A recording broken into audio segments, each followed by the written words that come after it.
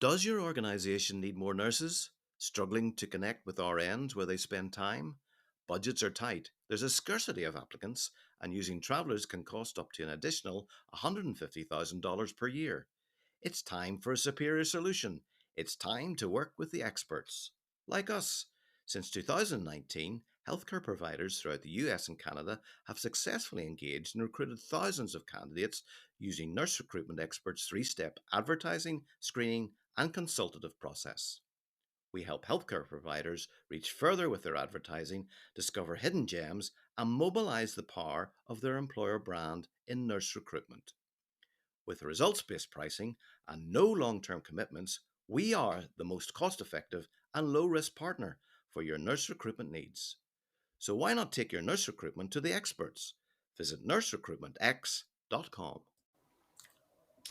Hello, everybody. Welcome along to another webinar. We have Jeff Lackey today. I'm so excited to have another podcast webinar host because you always get great ideas from your guests and a lot of insight to share. And I'm excited that Jeff's going to share his insight with you all. I'd like first, Jeff, for you to introduce yourself to our audience, and then we'll start talking about our title of webinar, which is the 5 pillars of people management. So Jeff, let us know a little bit more about yourself. Sure thing. So back in 1971, a little baby, no, just joking. So, I come from an interesting background. So, I'm one of the rare individuals that you might meet that actually was born in the Philippines, studied Swahili as my language. My major was industrial organizational psychology. I've had the privilege of being able to work with large organizations. I started out as a poor farm kid and grew up to work in large corporations. So much so that I've had the privilege of leading teams to hire over 1 million people in over 70 countries across 8 different business sectors. So, it's been a remarkable ride. I've instituted hundreds of technologies and capabilities, all the way from building my own ATS whenever I was in the late 90s, actually mid 90s, all the way up to implementing some AI capabilities within a Fortune 4 organization. So it's been a remarkable ride, and I've had the pleasure of working with some amazing people, including getting to know you, Adam, and really appreciate having me on your show. Yeah, thanks for coming on. You bring a wealth of experience, and a little baby was born in 1997. It's me, and I think you'd accomplished a lot by the time I was born. So it's great to learn from you. Could you tell everyone a little bit more about my son was born? That's funny. Oh, was it? That's okay. Exactly, yeah. Let's get him on. Could you tell us a little bit more about your podcast, Growing Your Business with People? Sure. So December 13th of last year, I launched a podcast. David Casey, a good friend of mine, was my first guest. He's now the global diversity, chief diversity officer, social impact officer for Tapestry. And they own things like Coach brands and Kate Spade, and they're actually they're just acquired some other luxury brands and high growth. He and I work together at CVS. The podcast itself really centers on a very simple concept, and that is that a business leader only has one place that they can actually place their chips, and that's on their people. Because that's the only real place where they can create growth. We talk about all the other places. Oh, your finance, all the other stuff. Those aren't really the areas that will allow you true growth. True growth actually comes from the quality and the way that you invest in and develop and lead your people. And so that the whole idea is that Growing Your Business with People is that people are your biggest investment, your most important investment, and we want to take leaders from industry, CEOs from Fortune 100, Fortune 10, Fortune 5 corporations, entrepreneurs, technologists, thought leaders, subject matter experts, and we bring them onto the podcast so they can share a little bit of insight about how they went about growing their businesses with people. What did they do? What were some of the insights I've had best-selling author, TEDx speakers, and they all bring a passion with them about ways that they were successful. And I think that mid-market CEOs, CXOs really are finding this interesting because it's experiencing exponential growth right now. So it's really exciting how we're seeing the growth of the podcast and all the people watching it. And my hope is that I will help leaders become better leaders. That's all. Yeah, I think certainly since the pandemic, we've seen more and more executives recognizing the importance of their workforce. That probably labor shortages played a part in that. And it's about time, right? For sure. So today, would love to learn from you. I see you've done over 40 episodes, right? Yes. 5 key pillars that you could organize your learnings around on how our audience, healthcare, talent acquisition, HR, can be better leaders and lead successful teams. So I'd love for you to introduce us to the 5 pillars, and then we'll investigate each one a little bit closer. Well, let me begin with the fact that the framework that I have is I'm going to share with all of you at the end of this a few reference materials that you can go to that while they don't mention the pillars themselves exclusively as pillars, they certainly reinforce all of the elements within them in one way, shape, or form. The first off is resonate with the purpose. So your first pillar has to be, if you're part of an organization or you're building an organization, you're running one from scratch yourself, you have to resonate with the purpose. Now, if you're the founder, CEO, like if you don't resonate with the purpose, how can you expect anybody else to, right? Of course, that's like rule number 1. But even if you join an organization, like if you can't resonate with the purpose, don't join. The second one is reflect your values. You should be looking for organizations and companies that reflect your values and that you can feel comfortable within the values, not the ones posted on the wall, but the ones that were really within the heart of the organization. The next one, the third pillar, identify is what I call the love pillar. Love the people, appreciate the work, and celebrate both wins and losses as learnings. So it's really, those are 3 distinct things that we'll unpack, is that you really need to do those 3 differently, but in that order. Start by loving the people, move quickly to appreciating the work, and then make sure that you celebrate both the wins and the losses as learnings. The fourth is respect your team by spending time preparing. All too many inspirational leaders spend a lot of time being inspirational. They want to inspire, they want to motivate, and that's all well and good. The best leaders spend time preparing, and they prepare. There was an old commercial that it showed is a Cadillac commercial, and it showed the Cadillac getting there before anybody else, and it left after everybody else. Good leaders, I hate to tell you this, you're not going to like to hear it. You should be getting in before your folks and leaving after your folks, because you have stuff that you're going to be doing during the day, and you should be using all your extra available time to be thinking about how do you lead better? How do you do better? How do you manage and create a better environment and culture for your team? And we'll focus on some of those things. And then the last is, now this might be unusual, probably the first time some of you may have heard it, unless you're familiar with Hebrew, is lev shomeh, or a listening heart. And this is saying, as a leader, one of your number 1 jobs is to be a good listener. And when I say listener, that means listening to not just the people you surround yourself with, but listening to all of your organization so that you can gain insights and perspective. whenever they bring data and that contradicts what you hear from your team, you can start asking intelligent questions like, I wonder, how does that reconcile with the information that I'm getting over here from people that I'm talking to? Interesting enough, sometimes maybe the data is faulty, or maybe it's how you're interpreting the data that was faulty.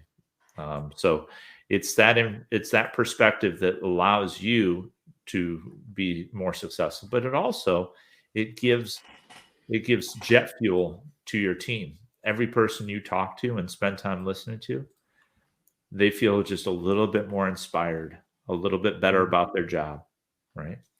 And what leader couldn't use a team that's just a little bit more engaged and a little bit more inspired and a little bit more on fire for what they believe in? What leader would say no to that? They wouldn't. You wouldn't. But you got to invest. If you don't give of yourself, you're not going to get anything. So lev shomea, or lev shomea, depending on how you different people pronounce it different ways. But that's the Hebrew word. So happy to unpack any one of those. Would you like me to kind of take it from the top? Yeah, let's take it from the top. Resonating with the purpose. I know in healthcare, a lot of organizations rally around their service of care and how they're improving health outcomes in the population. So it'd be great to hear how our listeners could engage that. And particularly, I saw that you were VP of talent acquisition at CVS, particularly connect with the purpose of the organization for improving health outcomes. Yeah. So let's just be frank. I literally just got off the phone with one of my clients, right? I'm a consultant now, and they're a large healthcare organization. And we're just talking about data definitions. Funny enough, right?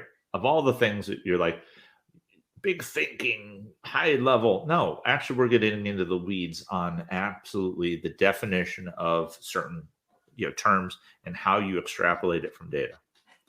But I said, at the beginning of the call, I said, remember, the whole purpose of this is for us to be able to get enough of these types of people within the organization, grow our organization with these types of people, these kind of healthcare workers, so that our patient care and our patient outcomes continues to improve, which is actually the mission. It's the purpose of what we are doing here. So let's remember why we're here. Even though we're talking about data definitions, let's remind ourselves why we're here. Doing that periodically throughout meetings and throughout your organization, reminding people to help center them on what is the purpose, not just the purpose of the meeting, but what is your longer, your bigger purpose, allows them to make better decisions and allows you to make better decisions. And it also creates a focal point to allow people to keep from kind of shooting off left, right, and center with things that really don't tie into what you're trying to achieve together. And it's really important. You got to know your purpose. You got to be committed to it, and you have to feel it inside.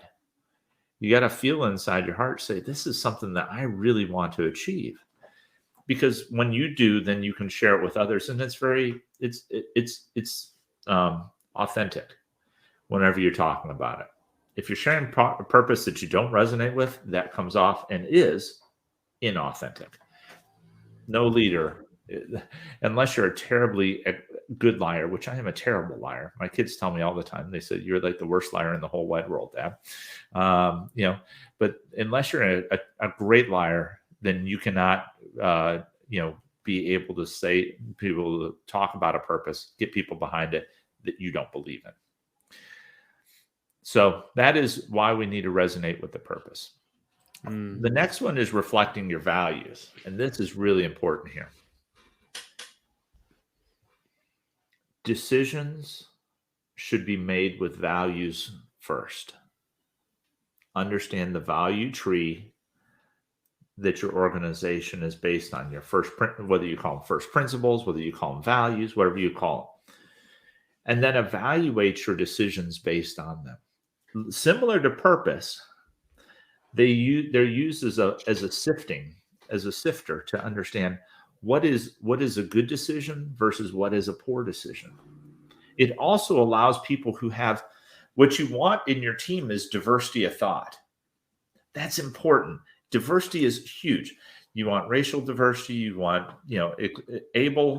ability diversity. You want people from different socioeconomic perspectives. That's important. But if all of those people are just left free to go wherever, there's no way to pull them together to a focal point. Purpose and values is the focal point that allows them to work together toward a common place. People with diverse perspectives being able to unify and create power into the structure. And that's where the decision making comes from. If you're not reinforcing what the values are and reminding your team and using them yourself in the decision making tree, if you're not modeling the behavior, then your team's probably not going to model it. But if you model it and you encourage them to model it, then the likelihood is that over time, decisions become more consistent. The agreement with the final decision, even if we argue about how to get there, we all agree that we can support this decision. So there's a support, even if there's disagreement amongst the masses about the how.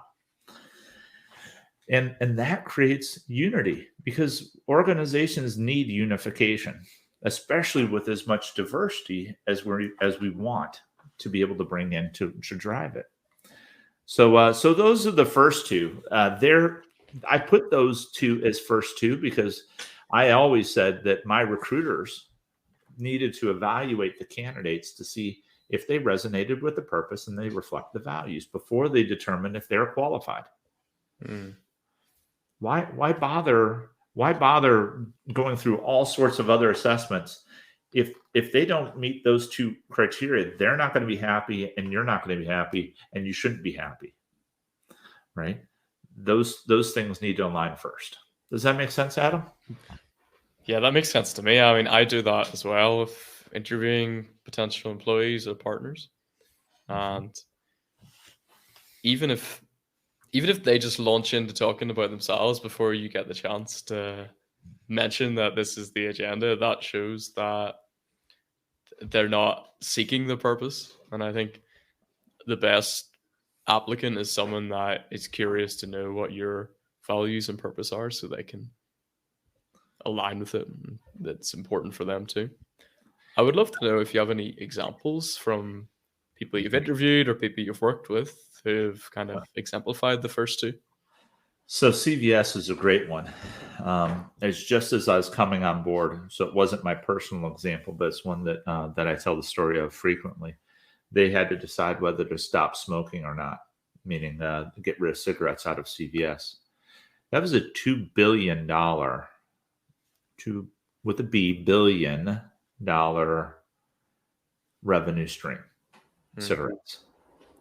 We also were transforming into a healthcare company. We had the PBM, Pharmacy Benefit Management. We had Minute Clinics serving healthcare.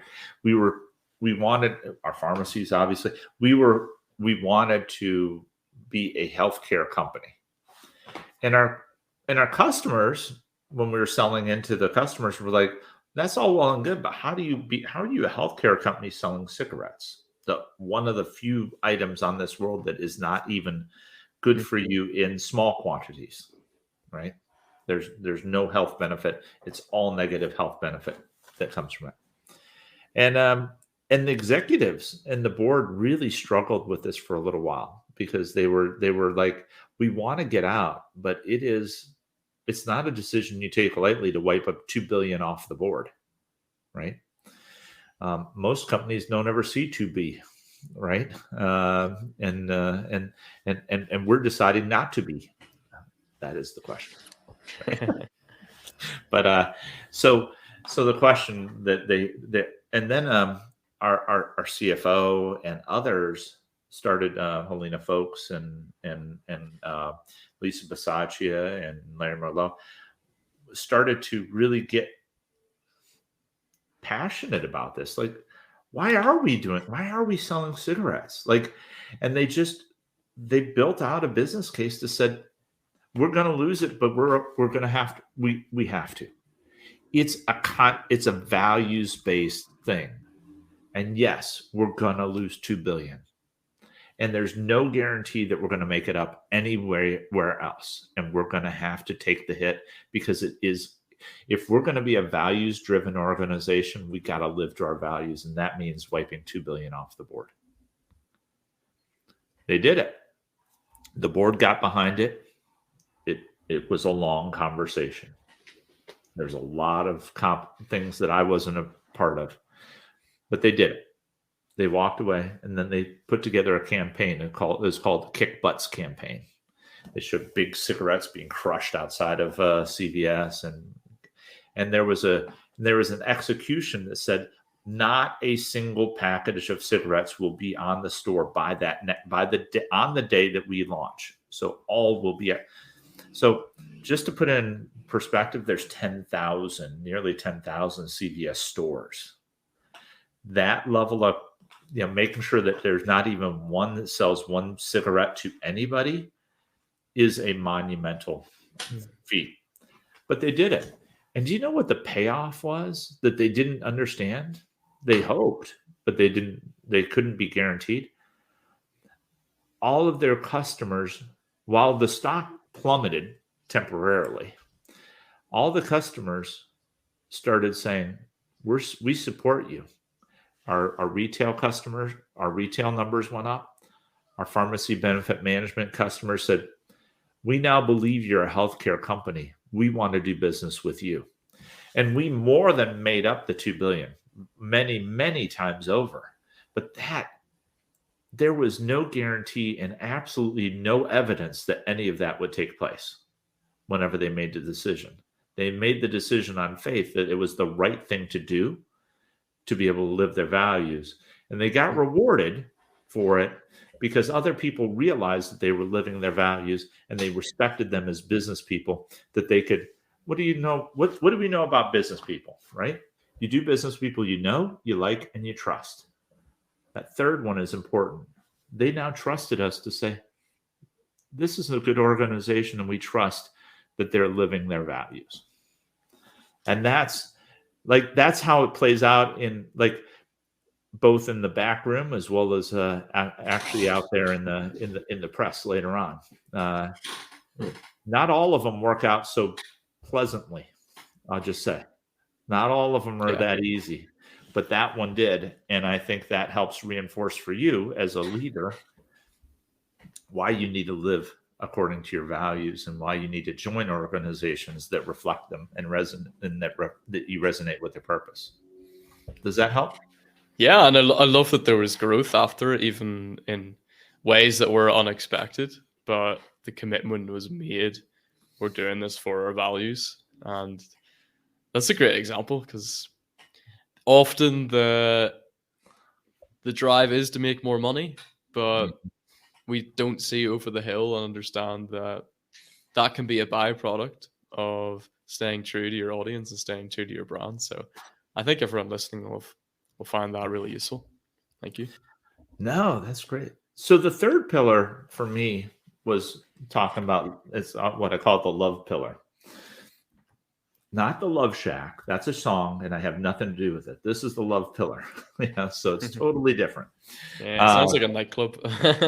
Yes, it's not a nightclub. It's starting with love of your people. Love the people, and that means, and love is an action. That means doing something for people to show them that you care, right? Show them that you are invested in them. Show them that your mind, your heart, you are thinking about them, and you are putting them first before yourself, right? As leaders, sometimes we're narcissists. Sometimes we start putting ourselves first. Listen, I'm going to tell you, I'll admit I've done it. I put myself first. Not proud of it, but I have. We have to constantly be reassessing when the pressure's on. How are we really putting our people first? Are we really putting our teams first? Are we really putting those people ahead of our own needs? That's where it starts. The love the people. The second part is appreciate the work. And what I tell people, I say, I never, I'll say rarely to never. I don't know if never is the word. I rarely to never congratulate somebody on a win. I recognize the effort that they put in that led them to whatever outcome that they're happy to be celebrating. It's really important. Recognize the work that it took. You can't replicate the win always. You don't always get a W at the end of a project. Not every I have a lot of W's in my closet, in my showcase, but I also have probably way more L's in there than I do W's, right? And so, but I do know that the work that I got, that effort, that being appreciated means a lot more to me.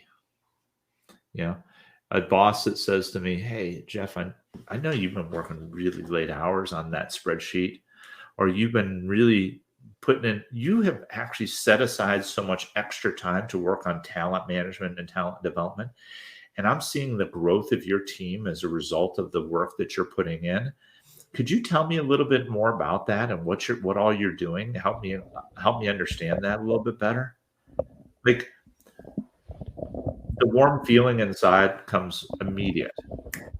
You're like, oh, this person actually gets me. Getting into that is super important. Then the third is celebrating both wins and losses on that love pillar. Because I'll tell you, I think we're getting a little noise in the background. It's weird, but yeah. So the celebrating wins and losses is super important because you celebrate them as learnings, not as W's or L's. Everybody loves a win. Everybody loves it. Celebrate it, but also celebrate the losses. I can't tell you how many times somebody came to me with bad news. And I say, well, could you repeat it one more time? Help me understand what it was. Just make sure I get it. And they'd tell me what it was. I'd say, that's awesome. And they'd be like, okay, I know I said it twice, but did you really hear what I just said? And I said, and after they get to know me, they understand why. I said, yeah, look at all you learned. You learned way more than if you'd won. And that learning will propel us into the future. While it didn't give us a success today, that learning that you get from that loss will give us so many more W's down the road that I'll take that loss. The only ones that I don't like is when people do the same thing over and over and don't learn from their losses or their wins. And that's I just say, I don't know why you choose not to, or why I choose not to. Sometimes I'm just being hard-headed. I believe too much in my own idea to want to give it up. And so celebrating the wins and losses frees people up to say, I can actually detach from this. This was an idea and it didn't work. I can accept the new idea and do something different next time. So the fourth one is really talking about respecting your team by spending time preparing. And I'm going to say this really succinctly and very clearly. I'm going to let it go. To be a good manager and a good leader, it means that you need to prep for meetings, read the stuff ahead of time, get prepared ahead of the time of the meeting. Don't overschedule yourself so you are running from one thing to the next. Prepare. Second, do the reading ahead of time for anything that you have. Any pre-reads, do it. Read it 2 to 3 times if you have the time. Third, invest in your one-on-ones with your staff, with your extended team. Invest in them. Don't cancel them. If they cancel them, then make them reschedule it. Invest in your one-on-ones as though they are platinum, that they're more valuable than gold. Develop your own competencies in leadership through reading and coursework and classes, as well as communication and influence skills. Take the time to develop yourself. They say put on your own mask before you can help others. If you're not developing your own leadership and communication influence skills, nobody's going to develop them for you, and your team is going to suffer. And lastly, spend time thinking about ways to invest in your team. Spend that time. So my team, my leadership team and TA, we started with once a year talent reviews. We didn't even have talent reviews when I first came. I said, nope, we got to do talent reviews at least once a year. First year we did it. They said, we love this. This is really good. Can we do one at the halfway point? I said, yeah, let's do one at the halfway. So we did 6 month and 12 month. We said, that is so good. Let's do it quarterly. I was like, well, yeah, that's a lot of work, but let's do it quarterly. Yeah, our team's growing. Let's do it. So once a quarter, we do a talent review, full stage, like 1.5 days. Leadership, just talking about how do we develop talent? What is performance? Who needs a new assignment? How do we swap talent? How do we rotate? What is the diversity of our leadership? How do we get more diversity? How do we get give people how do we affiliate the most important projects that have the biggest learning with the people who need that learning? Spending time just talking about it. Well, our team, they got to the point where they're asking me to do it once a month. I said, no. I can't do once a month. But how about, maybe once every 2 months? Can we do on 6 times a year? Like, I don't know anybody else who's doing it. And then we split it up a little bit. Like, we did different topics for each of the 6 ones. So we didn't do a full 2 days session. We do like a 1 day session, right?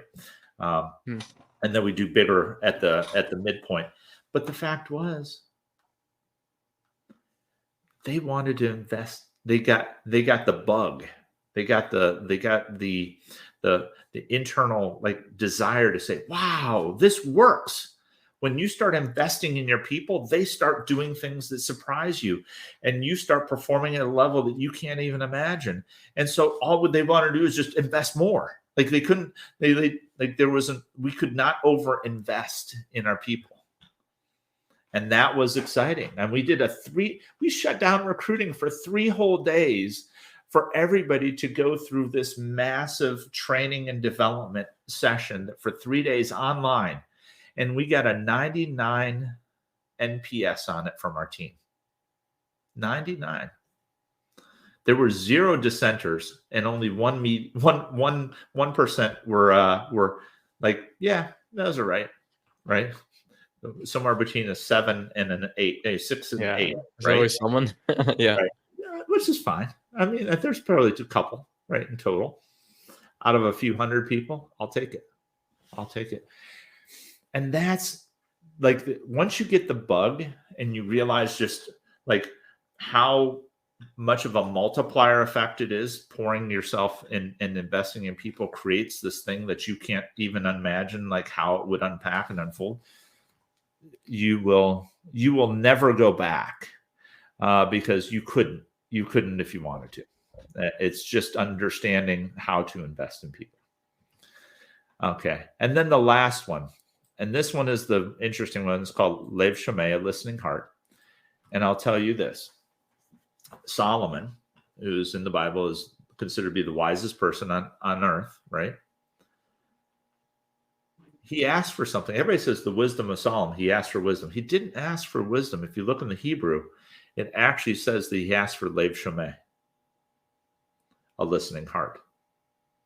Now, in the Bible, it says God gave him these other things, wisdom and riches and wealth and lands and, success, but in part because he asked for a listening heart. What is the biggest way that you can show somebody that you love them or that you care or are interested?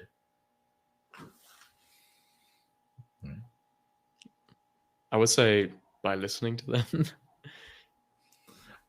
If you're listening to them, they certainly feel cared for. That's exactly it. That's the beginning. So what I tell folks is I said, give yourself unstructured time throughout your day, throughout your week that you protect to go off and have unstructured conversations with your team. You can also do structured to some extent, skip level meetings and all that. That's great. Perfect. I don't disagree. That's listening as well. But also put in some unstructured conversations and talk to people who are outside of your circle of influence. Like if you have a leadership team, it's okay, pop in on them, but you're more likely to pop in on them anyhow, right? Pop in on them, but try to pop in 2 or 3 levels below them. pop in on somebody who you maybe is a new person in your organization. Say, oh, hey, Joe, I heard that you just joined. Just send them a quick email. Do you have 5 minutes to talk today? They'll be scared to death that the VP or the SVP or EVP or CEO is contacting them until they realize that actually you're just a friendly voice. Hey, I just wanted to see how you're doing. What? You just want to see how it's doing? Yeah. I just want to welcome you to the company. Like, I'm so glad you're here. Like, I've heard some good stuff about you. I don't know a whole lot about you, but I'd like to learn more. And then over time, you talk to them. They become a friendly voice and a friendly face. And then before long, they start telling you stuff about your own organization. They say, I don't want to get anybody in trouble, but I noticed this. I'm like, why would I get anybody in trouble? Well, we don't get people in trouble. We attack problems, not people. Nobody gets in trouble over anything. I mean, unless they're stealing from the company, if they're doing stuff that is completely unethical, in violation of trust, then you get in trouble. But in my career, I've had to deal with a handful of those, right? My whole career, 30 years, handful. If I based my whole career based on that, then I would be completely misaligned. Identify with the 99.9% of my day, which is dealing with people with good intentions who may or may not be misdirected. That's it. And so you get this insight, and then all of a sudden you get data. You might get data over here and an insight over here, and you ask your team, say, what does this mean? The data is different from what I'm hearing out in the field. And then they can say, well, it's interesting because I actually heard that same thing out in the field, and we're not sure. I don't know that I know what that means either. Sometimes we don't have the answer in the meeting. It's willingness to say, we're not going to draw conclusions just from data that's sitting up on a screen. We're now going to go out and investigate and try and understand and reconcile what that means so that we can actually make a better decision. It's really making decisions in context with data as well as subjective information that allows leaders to be successful. It's not just being data driven. I hate whenever I hear, oh, I'm a data driven person. Well, that's great. I mean, then AI will be able to do your job in no time soon. Because data driven means that all you're doing is following the data, and anybody can follow the data. Being data oriented means that I understand and I appreciate data, and I want to understand it in the context of the subjective understanding of what I'm experiencing, and I put those two together to be able to create amazing decisions that otherwise cannot be created. It's the creative side of leadership, and that's the fun part. So Lave Chamay gives you the ability to be creative as a leader and to have special insights. And no leader would want to throw that. Those are some of the most valuable tidbits that a leader can get.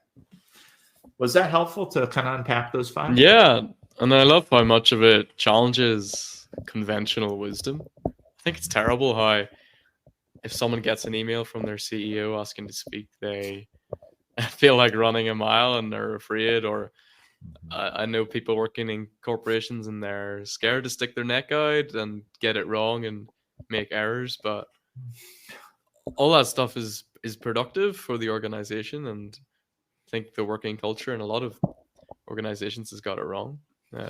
Intimidation rules. I had a story. I was in Rolls-Royce a few years back, and we had this terrible situation where literally 30% of our offer letters were accurate whenever I took over. They were called T's and C's, the terms and conditions, and each offer was up to an inch thick. And they'd had 6 sets of consultants from the biggest names to the littlest boutiques working on this, and nobody could crack the problem. And so I took over and I was working this problem and I'm not going to tell you about how we solved it and all that. That's a whole different story. But we were in the middle of the problem, and the coordinators, God love them, they were trying to build out these T's and C's for a ramping up hiring. And you can imagine how difficult it is to create one offer letter that is this thick whenever you're hiring by the thousands, right? And they were literally the options were 140 across by a couple hundred down, a grid that they had to pick and choose from to be able to build up a single offer. So I was walking through Jubilee House, and that's in Derby, England, where we had our TA shared service, our recruiting shared service, and I walked up to one of my coordinators, and it was an open floor plan. I just came out and say, "Hey there." She jumped up. She goes, and then she goes, "Oh, it's just you, Jeff. I'm so glad." And that was the biggest compliment that I think I've ever been paid before or since as a leader. It's just you, Jeff. Because that meant to me that she felt safe with me. She could be herself around me. She didn't feel like I was going to judge her. She felt like she was good enough and that she was appreciated for what she did. And at that moment in time, I realized just that was what I needed to create in all my teams everywhere it's just you, Jeff. Good. I'm glad. We can talk. And that is the essence of what I'm talk about here is it's just you, Jeff kind of concept. Yeah. Now, over time, we fixed those problems. It wasn't easy. And there was a lot of difficulty, but part of it was because the coordinators were willing to be honest with us because they weren't hiding things for fear of retribution. They're willing to share. Yeah. And it's partially the culture. You will unlock a lot of things whenever you create a culture that whenever you walk up to your people and say, "Oh, it's just you, Jan. It's just you, Debbie. It's just you, Dave. Oh, that's great. I'm glad to see you." Yeah. And the first contact sometimes is a little bit intimidating. But once they get to know who you are, I still remember in CVS, one of the questions that somebody go, "Is this guy for real? Is this an act, or is this the way he really is?" Right? And they found out soon enough that this is exactly who I am. Yeah. And I'm not asking you as leaders to be who I am, be who you are, but understand within the context of those 5 different pillars, you can adopt and adapt your style within that to be very successful ultimately. Does that help? That sigh of relief. Yeah, that's very helpful. So, Jeff, thank you so much for coming on. If anybody would like to follow up with you or learn a little bit more about yourself, where can they find you? So first of all, go to on LinkedIn. You can find me on Growing Your Business with People. You can also find me on the web at www.gywbp.com or growingyourbusinesswithpeople.com. Both of them are under mine. And you could email me at jeff@jkladvisors, advisors.ai. So, any way that you want to follow up with me. And then please, if you don't mind, go to my podcast, check it out. We have some tremendous people that I think that any leader would get a lot out of, and we have a huge growing community of people who are sharing their comments. We're on season 4, and we just kicked off with Matt Domo, who is actually the founder of Amazon Web Services, a co-founder of Amazon Web Services. So we got some pretty interesting people for you to get to know. Yeah, that'll be good. I'm gonna listen to that one for sure. Well, yeah, thanks for joining, everyone. Feel free to check out Jeff's podcast, and you, of course, can subscribe to ours. Follow me on LinkedIn, Adam Chambers, for more content on nurse recruitment secrets. And we'll be working to bring you more insight and analysis in the coming weeks. So stay tuned. Thanks so much for coming on, Jeff. Thank you, Adam. Appreciate the time. Okay. See you later. Bye. Bye.